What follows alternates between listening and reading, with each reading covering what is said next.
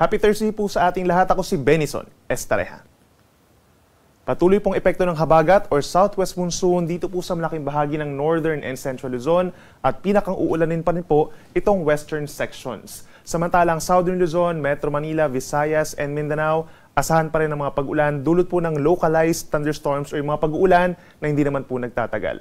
Samantala, yung ating minomonitor po na bagyo sa labas ng Philippine Area of Responsibility from a tropical depression ay lumakas pa po ito bilang tropical storm at meron ng international name na Maria. Ito po ay contributed by the USA at huli itong namataan 2,230 kilometers east-northeast po ng Batanes.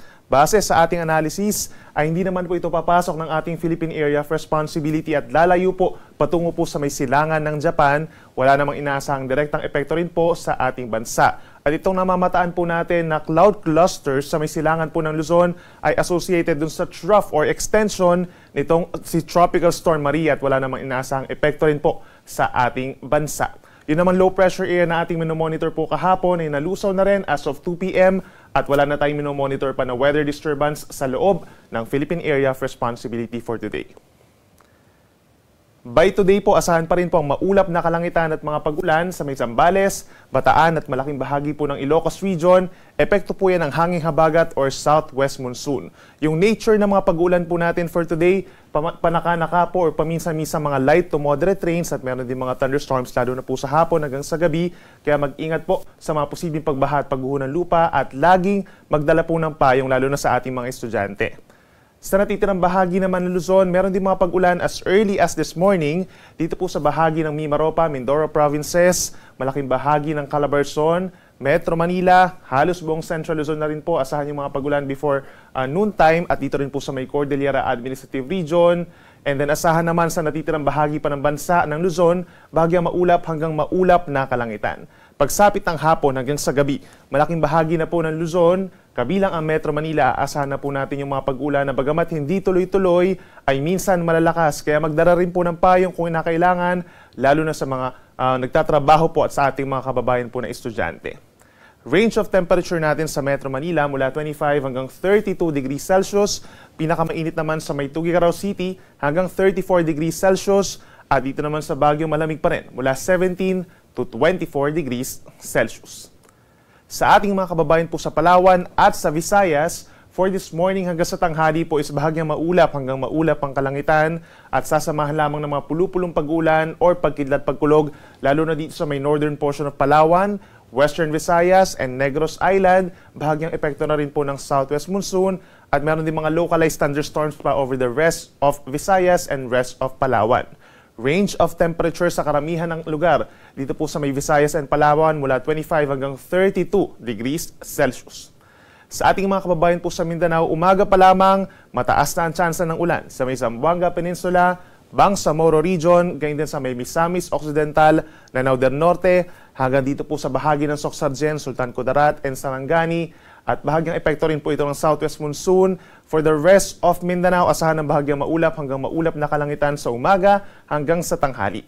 Pagsapit po ng hapon at gabi, mostly cloudy skies na rin po ang malaking bahagi pa ng Mindanao at makakaranas din po ng mga pulupulong mga pag-ulan or pagkidlat pagkulog na usually po ay nagtatagal ng 2 hanggang 3 oras.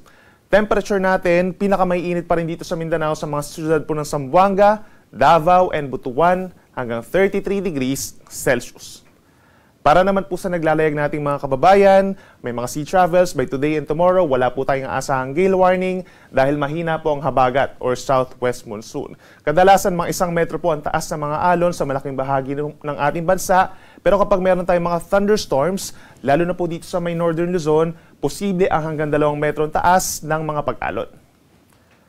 By tomorrow hanggang sa weekend, mataas ang tsansa po na magkakaroon tayo muli ng panibagong weather disturbance dito po sa may silangan ng Taiwan, sa may northeast ng Batanes, basta na rin sa Climatology Division ng Pag-asa sa Tropical Cyclone Threat Potential Forecast as a low pressure area po. At itong LPA, plus yung itong si Tropical Storm Maria na siyang papalayo naman ng ating bansa ang nagtitrigger po natin ng habagat or southwest monsoon sa susunod pa po na 3 araw. Pinaka-epektado pa rin po itong nasa western section ng Luzon.